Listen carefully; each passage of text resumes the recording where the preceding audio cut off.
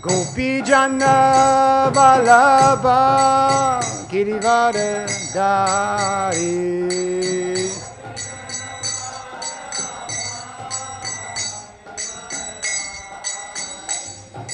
Gopi Jana Vallabha Girivardhari.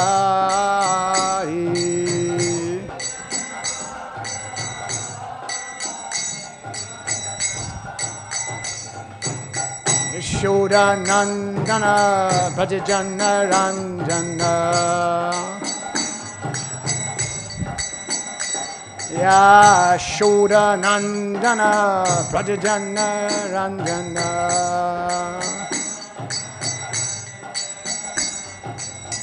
Yamuna Tera Vanachari.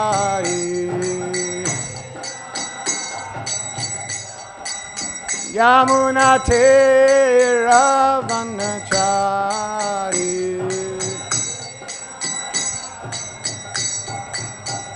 Jaya Radha Madhava Kunja Bihari.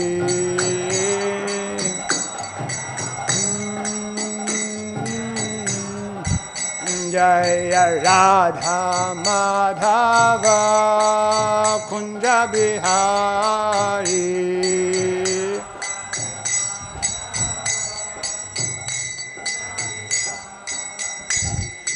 Gopi Jana Vallabha Girivardhari.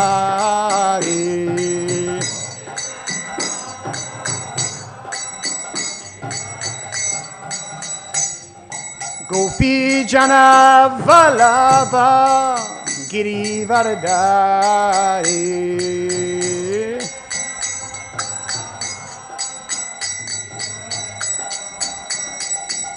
Yashoda Nandana Brajajana Ranjana. Yashoda Nandana Brajajana Ranjana.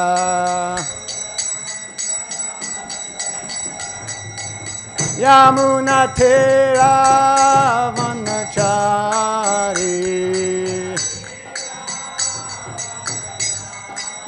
Yamuna Tera Vanachari.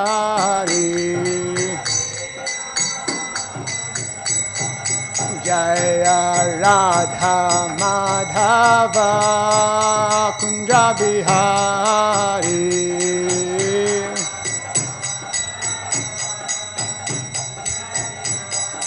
Jaya Radha Madhava Kunja Bihari.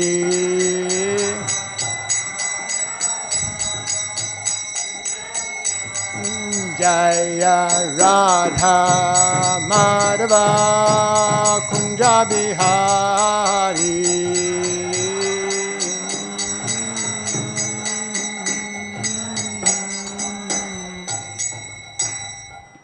Jayam Viṣṇu-pad Paramahamsa Parivakacharya.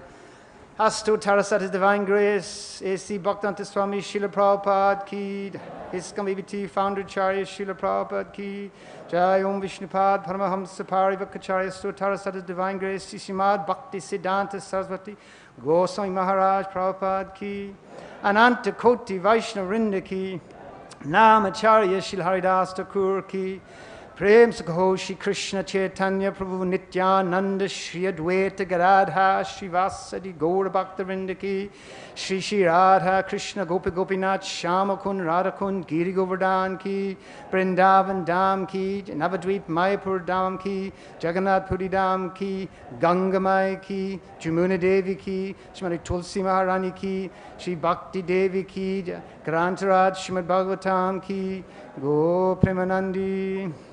All glories to the assembled devotees. All glories to the assembled devotees. All glories to the assembled devotees. All glories to Sri Guru and Sri Gauranga. All glories to Srila Prabhupada. Namo Viṣṇu-padaya Krishna Pistaya Bhutale Shri ṣaṣṭhas Goswami Namine. Namo Viṣṇu-padaya Krishna Pistaya Bhutale Shri Bhaktivedanta Swami Namine. Namaste Sarvade Gauranga Yesh.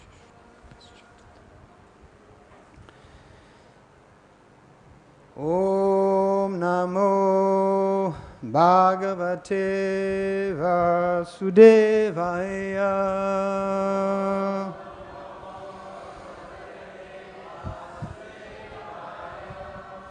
Om Namo Bhagavate Vasudevaya.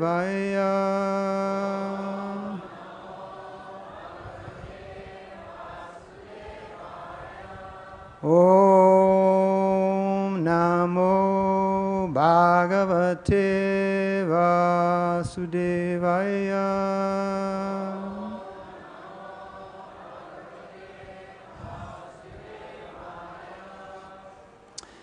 Reading this morning from Srimad Bhagavatam, Canto 3, Chapter 10, Divisions of the Creation.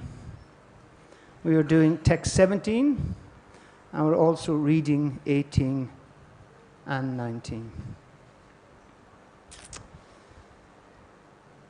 Vaikāriko deva-sargaḥ. Vaikāriko deva-sargaḥ.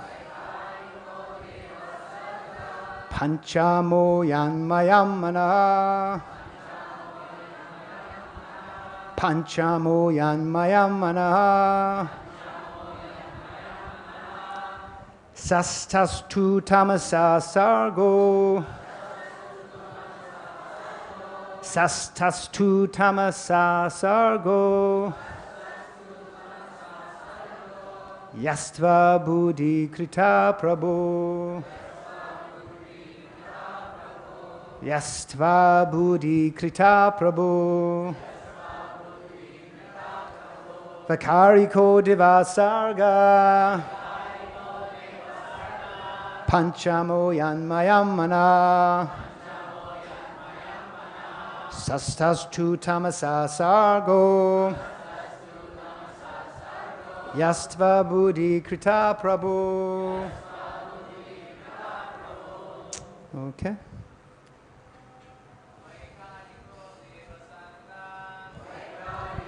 Deva-sargaḥ.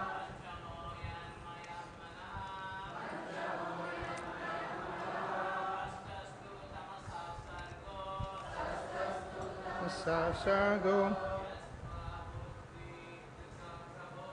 Yasastu-kṛtaḥ prabhoḥ.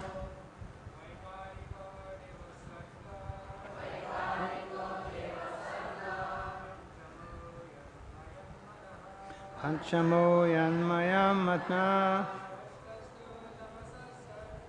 ṣaṣṭhas tu tamasaḥ sargo. Yastva abuddhi-kṛtaḥ prabhoḥ. Vaikāriko deva-sargaḥ. pañcamo yan-mayaṁ manaḥ. ṣaṣṭhas tu tamasaḥ sargo.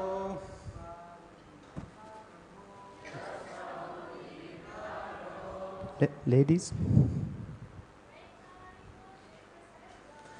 Vaikāriko deva-sargaḥ. pañcamaḥ manaḥ.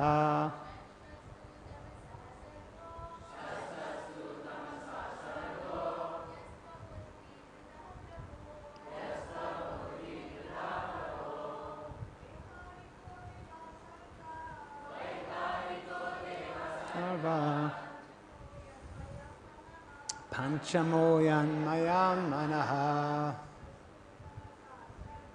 Yaṣṭhas tu tamasaḥ sargo. Yastva abuddhi-kṛtaḥ prabhoḥ. Vaikāriko deva-sargaḥ. pañcamo yan-mayaṁ manaḥ. ṣaṣṭhas tu tamasaḥ sargo. Yastva abuddhi-kṛtaḥ prabhoḥ.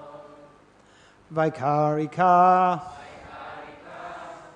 Interaction of the mode of goodness.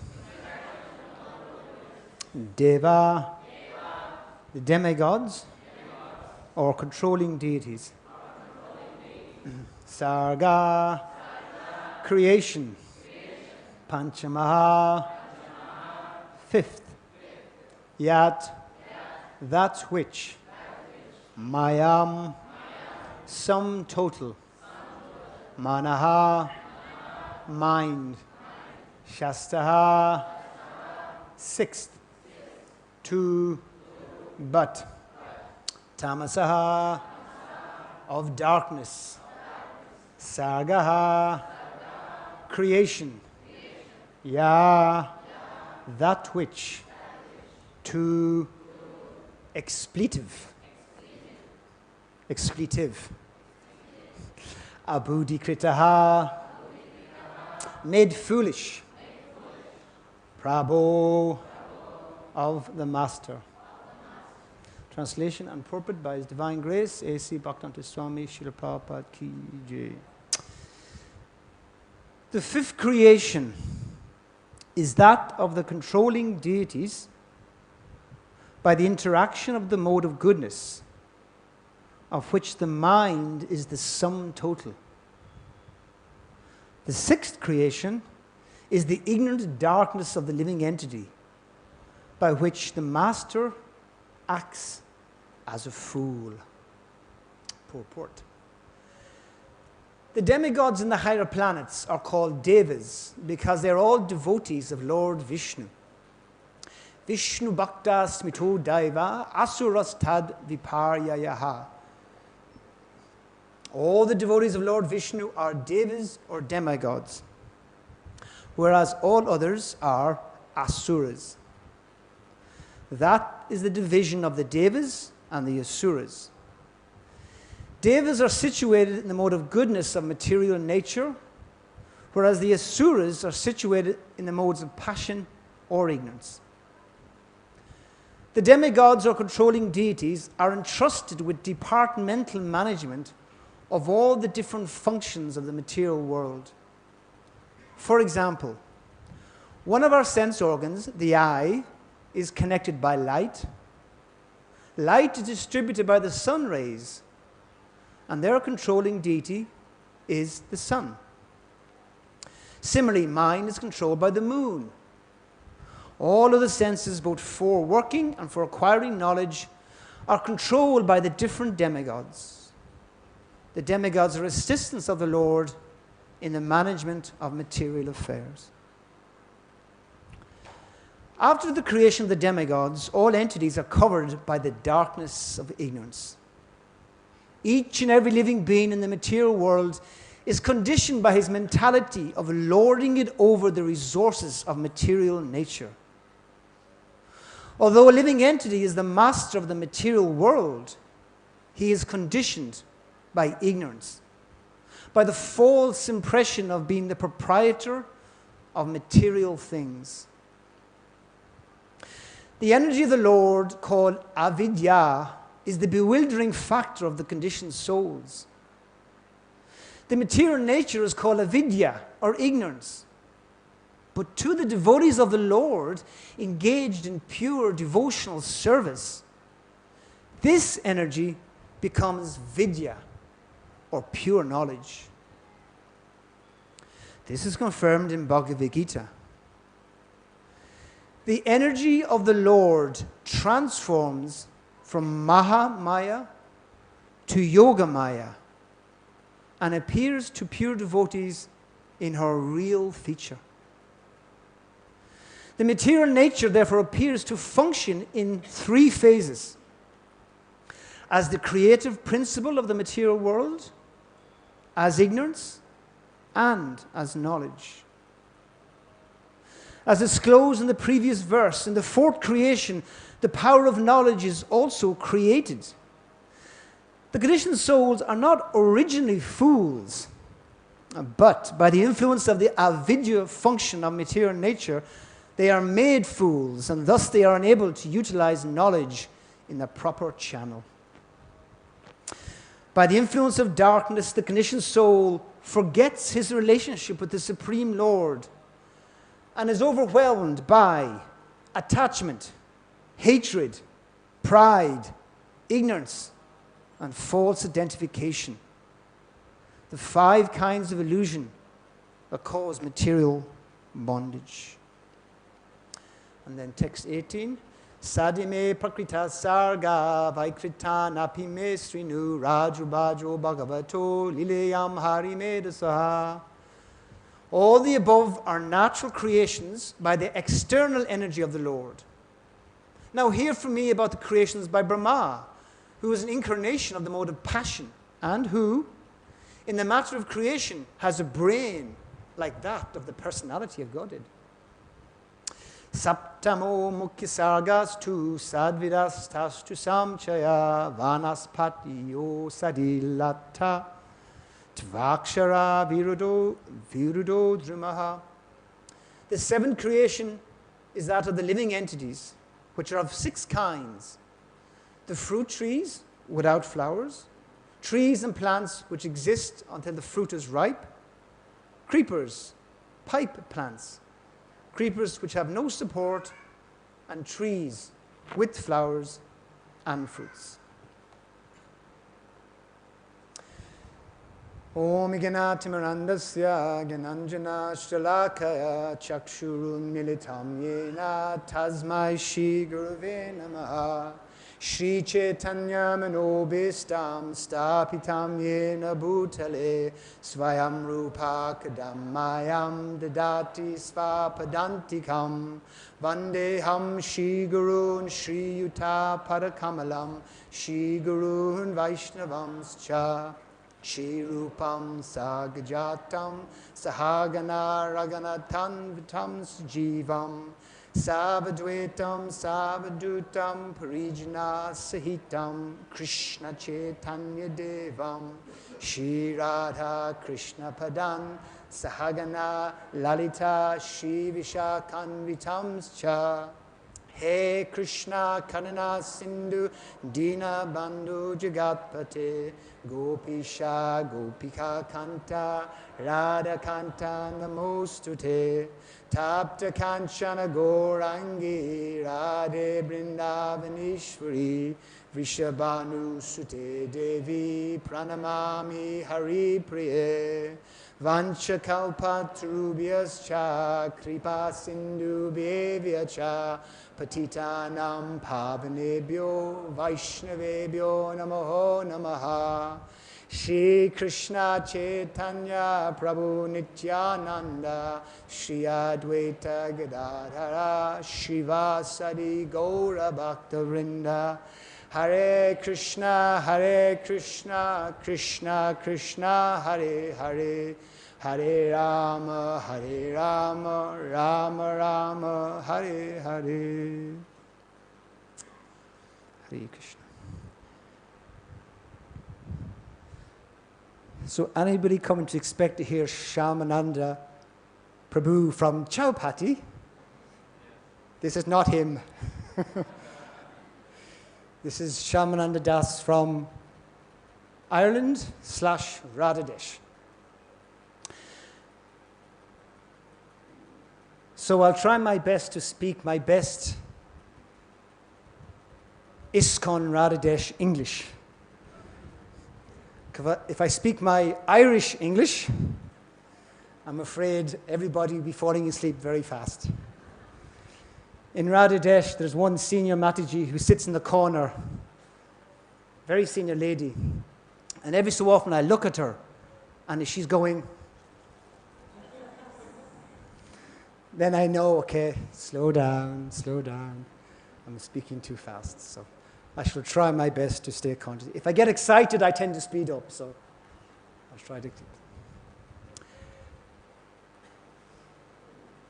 I'd also like to apologize because in this class, I want to get deeply into Maya. And I want to bring all of you with me into Maya. Let's see how deep we can get into Maya, because Maya is a deep topic. Maya is a very, very deep topic. I didn't get to see any, but there's 3 books in ISKCON on Maya. One originally by Sadhaputru, his Maya, his virtual reality, Maya. Then we have His Holiness Bhakti Purushottam Swami, has a book on Maya. And you may not know, but Gopal Hari Prabhu, the brother of Radhika Prabhu, did his PhD on Maya in the Bhagavatam. So there's 3 super scholarly, super elevated devotees who have written books on Maya. Okay? So it's a big topic. So please, I'm only going to try and scratch the surface a little bit on this topic because it's such a big, big topic. And principally on this 3rd paragraph of Prabhupada's purport. The material nature is called avidya or ignorance. But to the devotees of the Lord engaged in pure devotional service, this energy becomes vidya or knowledge. The energy of the Lord transforms from Mahamaya to Yogamaya and appears to the devotees in her real form. So I want to discuss this. What is and how do we transform Mahamaya into Yogamaya? I brief online Bhakti Purushottam Maharaj's book. I just saw the introduction. And in his introduction, he mentioned how I've always understood Maya, but I see now that I understood her in a limited, very limited way in my early days. But as you mature as a devotee, your conceptions broaden of what and who is Maya and how I relate to Maya. There's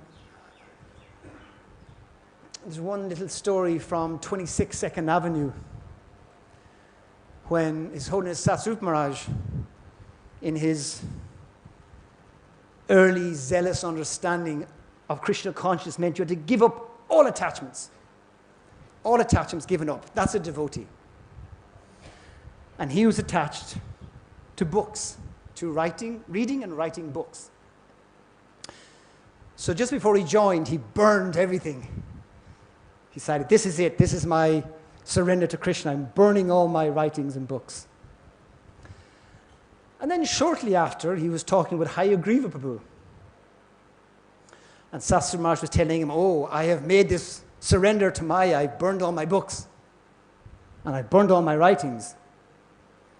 And Hayagriva Prabhu, Hayagriva was this very famous, broad person. I'm going to write for Krishna. And it was a whole new concept for Satsvarupa Maharaj, who was very happy because he spent most of his devotional life writing about and for Krishna. So it's not the thing in itself that determines what is Maya. It's clearly the consciousness, the attitude. And the 2 words I want to boil it down to. What determines if it's Mahamaya or Yogamaya is my response and my responsibility. What is my response to any given moment, both externally and more so internally? And how much am I taking responsibility? Because the concept of Maya should not be a scapegoat. You could, see in the Abrahamic religions, now, it's a very distant relation, but you could see the concept between Maya and the devil. Right? They have the devil. The devil's out to get you. The devil caught me. I fell for the ways of the devil. And this is how most Abrahamic religions see. And therefore they're going, it's his fault. His fault. He got me. And devotees can somehow or other bring that concept into the concept of Maya. It's her fault. She made me do it. But that's not the concept of Maya when we go a little deeper. Also, the Mayavadis, they're big into Maya. They talk about Maya all the time, and they completely get it wrong. They completely get it wrong. You know, the whole everything is Maya, Maya is everything. We know it doesn't make sense. They have this concept of Maya is everything, and everything is Maya. It's wrong. So devotees, we need to get it right.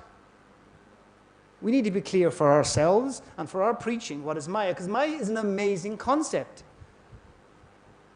The world does not know about this concept. God, okay, we talk about Krishna. Of course, we want to reveal Krishna and his sweetness and his beauty. But nobody has really an understanding of the relationship between the Lord and his energy.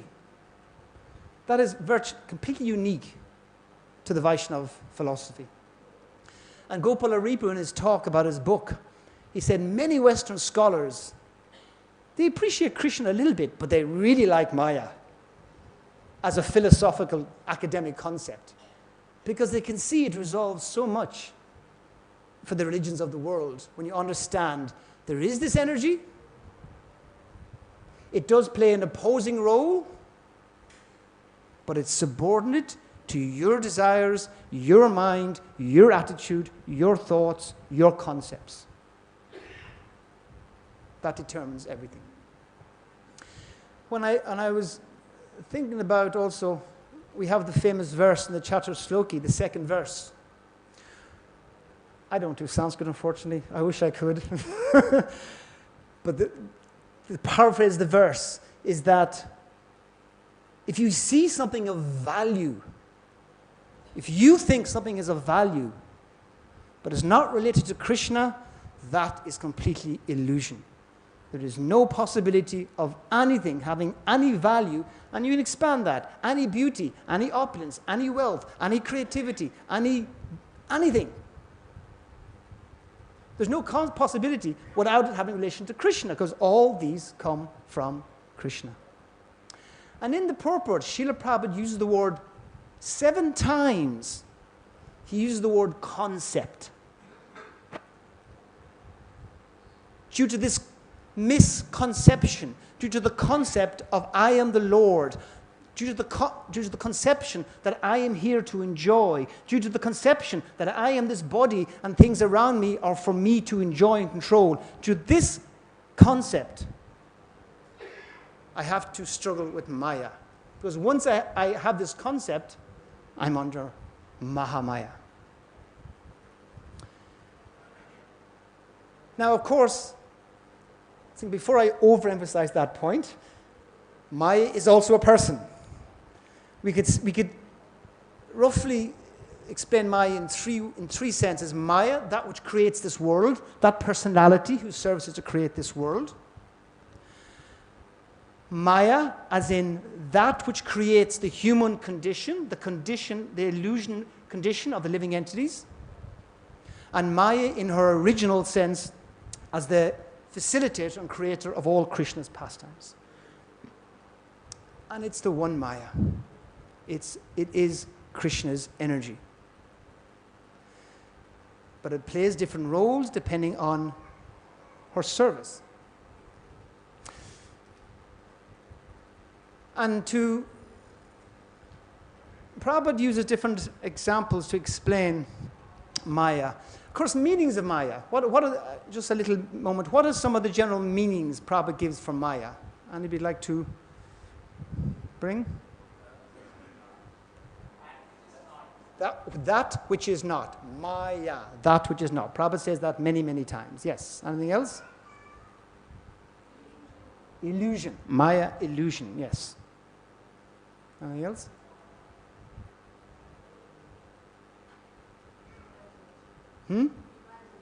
Imagination. Okay. And then misconcept. Yeah, that could be good. Anything else? Ignorance. Yes. Ignorance. There's a couple more that Prabhupada would like to use. Yes, sir? Mercy. Yes. No, he likes it. Yes. Maya's merciful form. And that's a point I'll return to. Yes. Anybody else? The external energy of the Lord. Yes, that's her ontological nature. That's who she is. The shadow energy. Yes, because in the Brahma Samhita verse, she is the shadow. And actually, just because before I certain points I want to mention. Oh, Krishna, Krishna.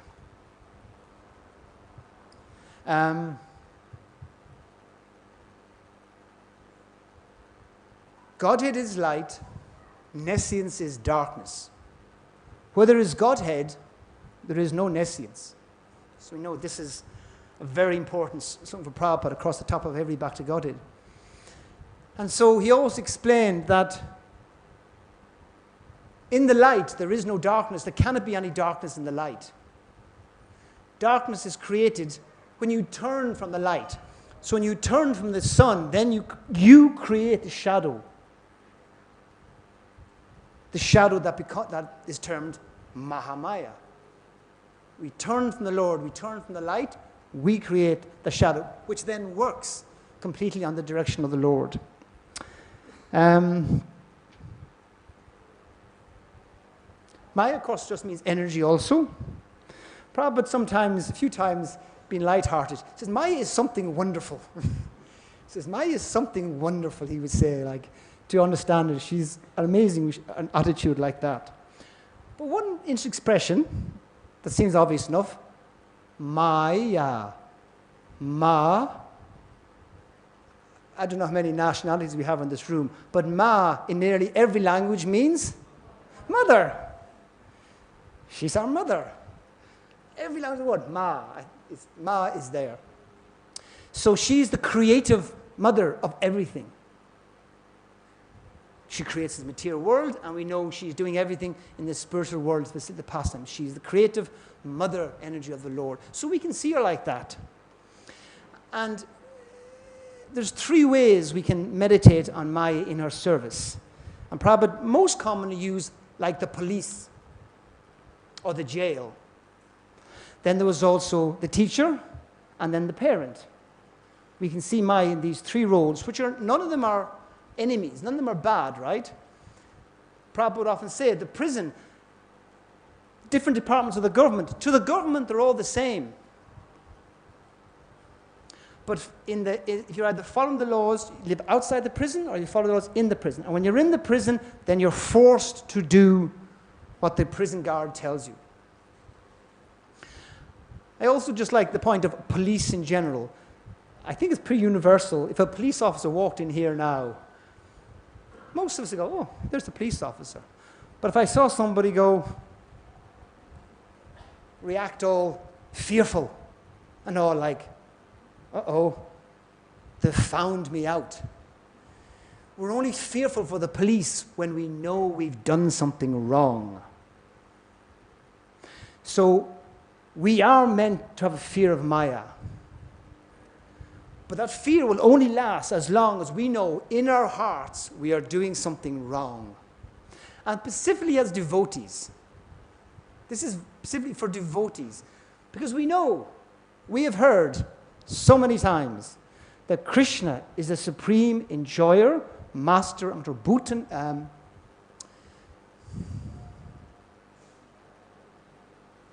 647, the last verse begins.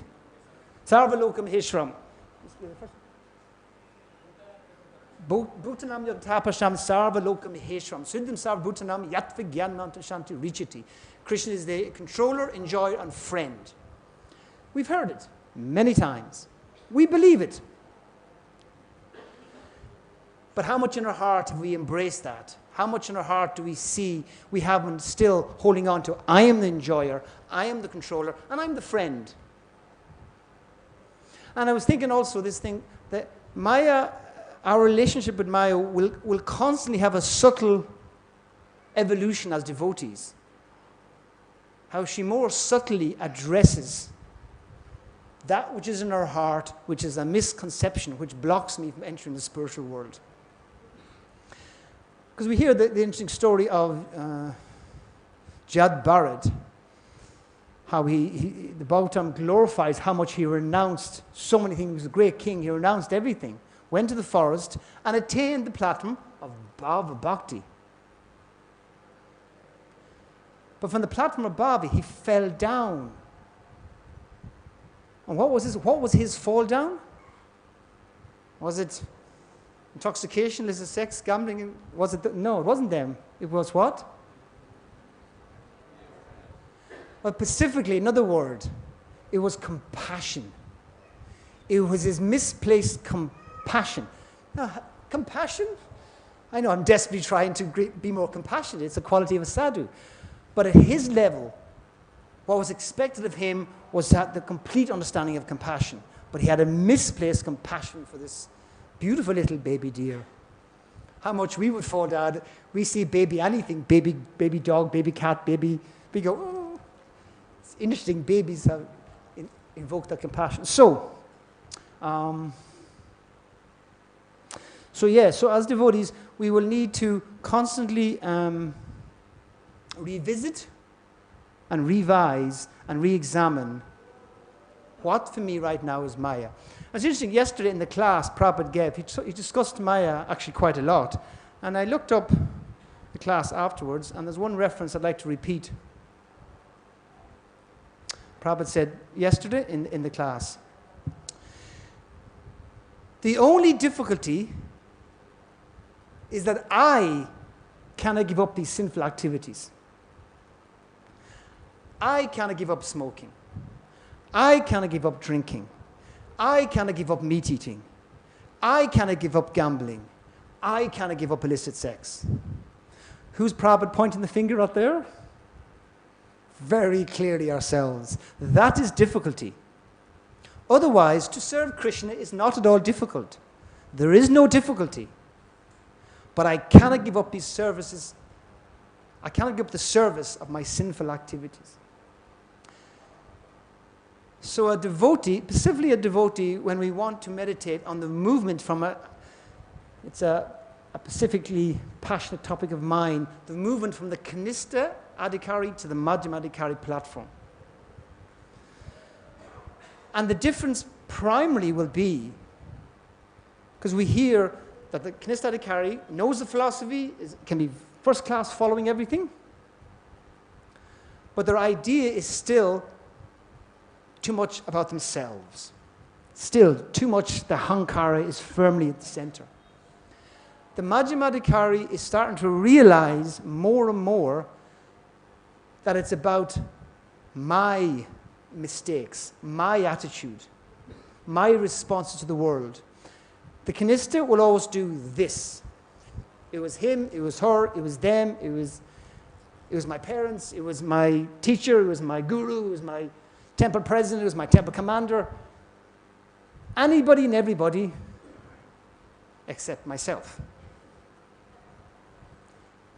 And devotees can be dangerously clever at doing this. I always say one of the favorite chapters of the devotees in the Bhagavad Gita is chapter 1. Why? We're very expert at following Arjuna's example. Why? Because what was Arjuna doing? He was taking all this lovely philosophy, which was all completely true, and using it to make this wall or rationalization how I don't surrender to Krishna. Taking Krishna's philosophy and using it to keep Krishna at a distance. That's what we at Kanistha specifically can get very good at. The Madhyam starts to go question a little more. No, hang on a second here. Let me question. I even just saw Prabhupada actually on the 3 types of japa, the offensive stage, the clearing stage, and the top stage. He called the clearing stage the reflective stage. I like that a lot. The Madhyam is about constantly reflecting back upon ourselves. So when I said at the beginning, our attitude towards Maya is based upon our responses. So when we deal with devotees, primarily devotees, of course non-devotees, but I always say it's devotees are the ones that are going to be where the fun is really happening. Because a non-devotee, they're in ignorance. Mostly we're there to help and share. But the devotees are the family. The devotees are only the ones that can really get to me or hurt me, because they're the ones I love. And so I'm going to get purified. I'm going to get purified by other devotees. But how much we are going Maya conscious, the Yoga Maya conscious, will depend on, after an exchange, especially one that was difficult, we look back and think, look, this is where I was wrong. I don't care what they say, this is what I did wrong. This is where I shouldn't have said that. This is where I gave in. I just gave in to my anger, and out came just all this stuff. And then we know there's a procedure then to go back and apologize and discuss it like that. Because if we don't do that, if we don't reflect upon our responses, it builds up. It all builds up and then weighs us down, these interactions. And then gradually we will build up these walls to having deep relations with the devotees. So our responses to everything will determine the transition to Maha to Yoga Maya. And then responsibility. There's so many definitions of a devotee. Many, many definitions in Shastra. I have one meditation. It's not a literal definition, but it's one I meditate upon, is that a devotee is one who raises their hand and says, I'm responsible. Listen, I'm responsible. I'm responsible for everything, for my being in the material world. I'm responsible for my anger, for my lust, for my envy, for my... No one else is. When I get lusty, when I get greedy, when I get angry, no one else is to blame except me. And of course, to the degree that we evolve in that, also when other people are suffering and they have material desires, whose responsibility is that? It's also my responsibility. It's also my responsibility. Because I see it. If I am conscious of someone else's weakness due to hearing from Shastra, due to my own experiential troubles, I see it. And if you process it nicely, if you responded nicely in a Krishna conscious way, then you will be able to help that other person.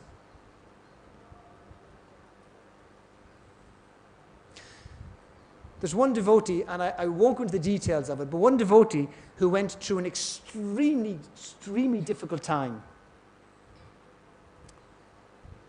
Very, very difficult, And he was explaining it, and at the end, he said, and this was my responsibility.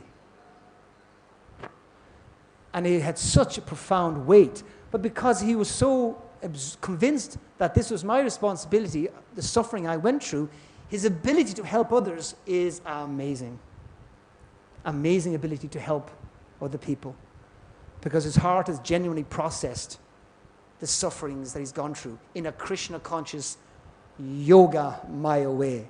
Because in everything we see Krishna. In everything a devotee sees Krishna. And that's what Prabhupada is saying in the Purport. We do not see a vidya. We see vidya. We see Krishna's hand in everything. Something happens, some difficult exchange, something upsets me, something that, okay, what was it that Krishna was trying to teach me? What is it Krishna is trying to say to me? Because Krishna is definitely speaking to all of us. We may not hear him directly in the heart. That's nice. That may be down the road. But we can be guaranteed Krishna is speaking to us. And I like this example. Krishna's got a volume switch. And if you don't hear the point that he's making, he cranks up the volume and cranks it up until something really happens till, okay, Krishna, I get it. I felt that slap, I felt that kick.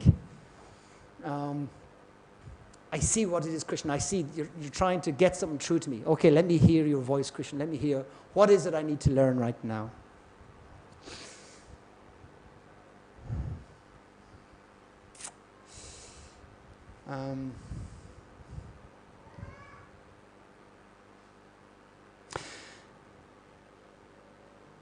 Just to support the general point, of course, I should have earlier mentioned in Bhagavad Gita, where course, the word Maya is many times mentioned, but daivi hi esya gunamayi. Daivi hi esya.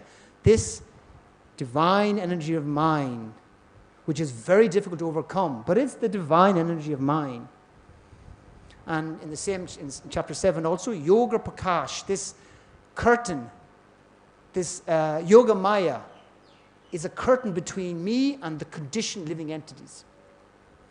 So Krishna repeatedly talks about his maya and how a devotee should really understand his maya. And I think one of the sweetest example, or the most nicest, is Vidura's pastime. When he'd been a loyal servant of the palace, of the royalty, but then Duryodhana turns on him and says he's just a servant for the Pandavas and he has no good well-wishing for the Kurus. Get out. Kick him out of the palace. And Vidura, before anything happens to Vidura, we hear Vidura takes his bow, hangs it on the door, and leaves, seeing both simultaneously Mahamaya and Yogamaya at work simultaneously. Why? Because he saw this was the Lord's wish for me. He saw the Lord, and therefore for Vidura, it was only Yogamaya at work.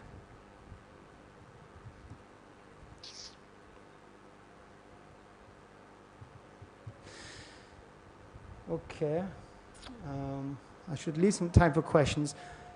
Just a couple of little quotes.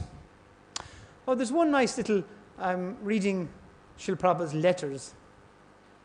And there's one sad letter he's writing to Brahmananda Prabhu about a devotee, Kartikeya. And this is 1969. And this devotee, Kartikeya, who disappeared a few days and no one knew where he was. And then one devotee found out. He spoke to a Christian. And the Christian heard about the Hare Krishna rules. He said, no, drinking's not completely prohibited. You can drink on Fridays. And this devotee who was struggling with that desire, he said, great, I can drink on Fridays. But Prabhupada said, call him to me. So they went and got Kartikeya and they brought him to Prabhupada. And Prabhupada directly preached, says, no, this is Maya. This cannot be. You cannot engage in any sort of intoxication and expect to realize God. And you can picture that scene. Prabhupada personally called this devotee in and preached them and was explaining to them. But this devotee said no. And I don't think we've many instances of devotees directly saying no to Prabhupada's face. They might have said no later on or elsewhere, but not to his face. And he said, no, I'm off to be a Christian. And Prabhupada, of course, was very sad. And later he said, this is an example of the minute independence of the living entity. No matter how much I try to help, your minute independence is always the last thing. The use of your independence. So the Madhyamadikari is always thinking about this. How am I using my independence? To justify my being in Maya, Mahamaya, or to accept responsibility and see it as Yoga Maya. And there's another letter Prabhupada gave. This is a very early letter from 1949. The angry mode of Mother Nature at once subsides, and she appears to such godly sons as the most affectionate mother in the role of Yoga Maya, normally known as Lakshmi, Sita, or Radharani. I'll read that again. I think that's super nice. The angry mode of Mother Nature is what we talk about a lot. At once subsides, and she appears to godly sons as the most affectionate mother in the role of Yoga Maya, known as Lakshmi, Sita, and Srimati Radharani. So, that's how a devotee should respond. And I'll finish on this point. Prabhupada also tells the story, that a little parable that Srila Bhaktivedanta Saraswati Maharaj used to tell about been down the well. And we are down this well and we are screaming, "Help! Help! Get me out of the well!" And next thing we see this rope coming down. I go, "Rope." And the person above shouts, "Grab the rope!" And you look up and go, "Make me! Make me grab the rope. Put my hands on the rope." What more can I do? And Prabhupada says, "I've told you what to do. Here's these regulated principles. Here's chanting this Maha Mantra. Follow these regulations I've given you. Engage 24-hour in devotional service. Maya cannot touch you. But you have to grab hold. You have to take a grip. That is your role. If you don't, there is nothing that can be done." And while meditating on this story, please indulge me in a little creative addition. Is that when we look up the well that we're down, and we see the rope being dropped to us, who's dropping the rope? Who's holding on to the rope up there? Who's ready to pull us out? If you look up, you will see your spiritual master, Srila Prabhupada, the entire parampara, Krishna, all his avatars, Sri Chaitanya Mahaprabhu, the entire Panchatattva, they're all there holding this rope, ready to pull us out. And we're standing there going, "Nah, yeah." We're still debating and thinking about, should I take hold of the rope? No. Take firm grip of the rope. By his Prabhupada saying, as he said 1,000,000 times, by following these 4 regular principles and clearly chanting every day our 16 rounds of the Hare Krishna Maha Mantra, Hare Krishna, Krishna Krishna, Hare Hare, Hare Rama, Rama Rama, Hare Hare. Jai Shri Prabhupada ki jai. Okay, 8 minutes for anybody who wants to make any questions or discussions. Yes. Hare Krishna. Thank you, Prabhuji, for your wonderful class. So you mentioned about we should have those who have done something wrong, they have fear of Maya. So Srila Prabhupada also talks about healthy fear of Maya. So how to draw a line healthy fear of Maya and unhealthy fear? So everything needs to be engaged in Krishna's service. So fear needs to be engaged in Krishna's service. But the fear is not a permanent state of mind. You can't live constantly in fear. You have to live in a moment of feeling protection. The Lord is protecting me. I am protected by following these principles. But the fear can be the udipan, the trigger, and I like to think that the springboard. You don't stay on the springboard. It moves you into the next point. So when we see, especially again when we introspect and look back, we see, oh, look the way I dealt there. I really was defending myself. I was quoting Krishna and I was justifying this. But oh my God, that was just my false ego going, boom, I'm right. It's me who's right. That's Maya. I should be fearful of my ability to be driven in a Krishna conscious way that looks Krishna conscious, but it's motivated by my false ego. How much am I doing that? That just strike a chord of fear in our heart, a real sense of fear.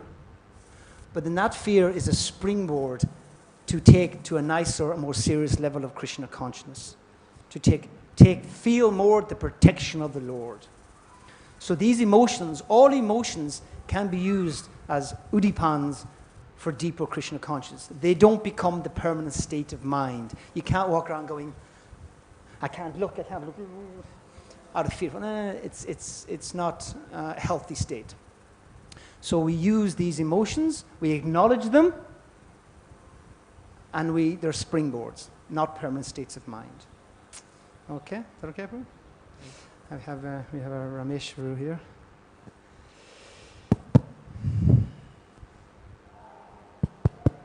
Thank you for touching on a topic that is as deep as any ocean.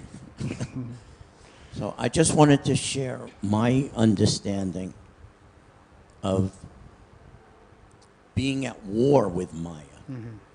We are devotees, and Maya has this thankless task to attack us, to trick us, to cause some illusion or seduce us or whatever.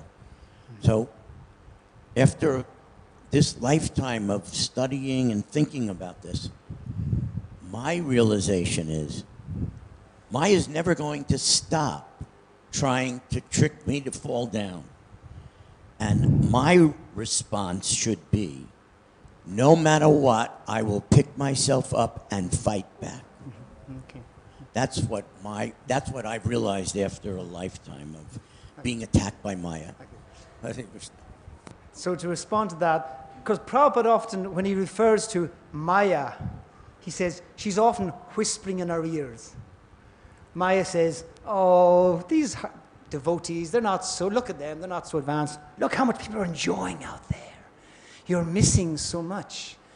And so many ways, Prabhupada uses this little way of paraphrasing of what's going on in our mind as the way Maya tries to drag us away from the association of devotees.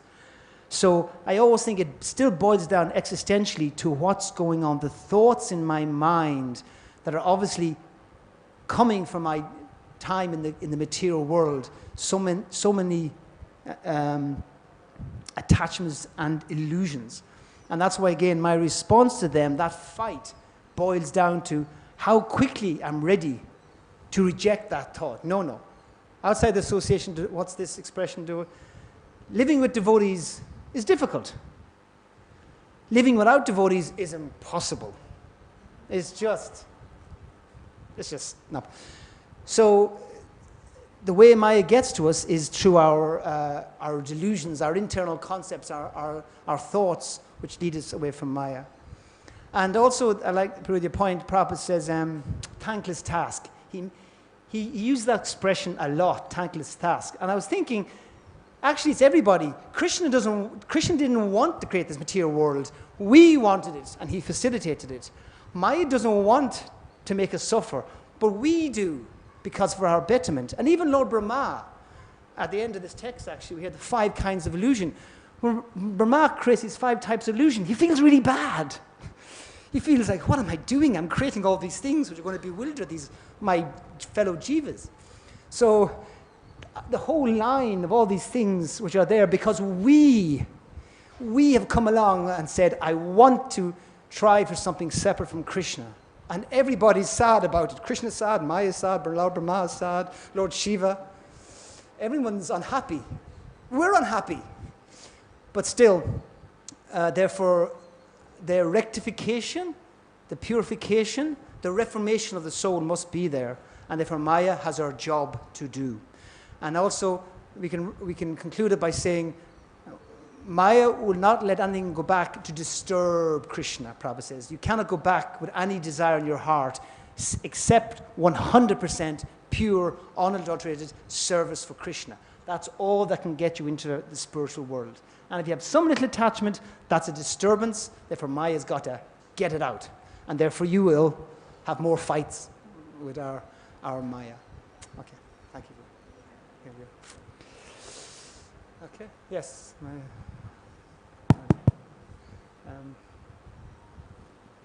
Thank you so much, this nice class. My question is,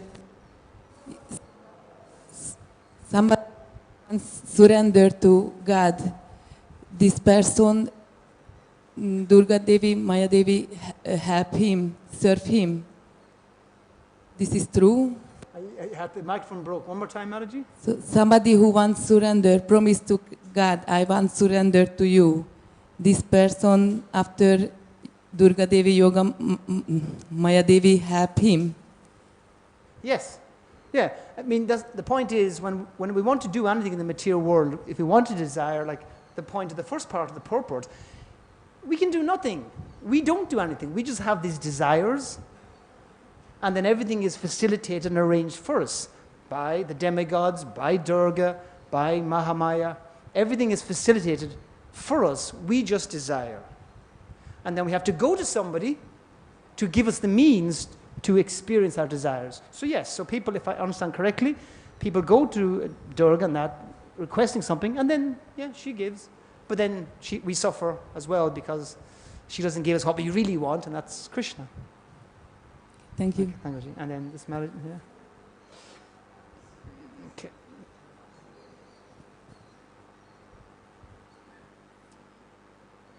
Sometimes I feel like the path of Krishna consciousness is like a fantastic psychological way to become a better person. And it is.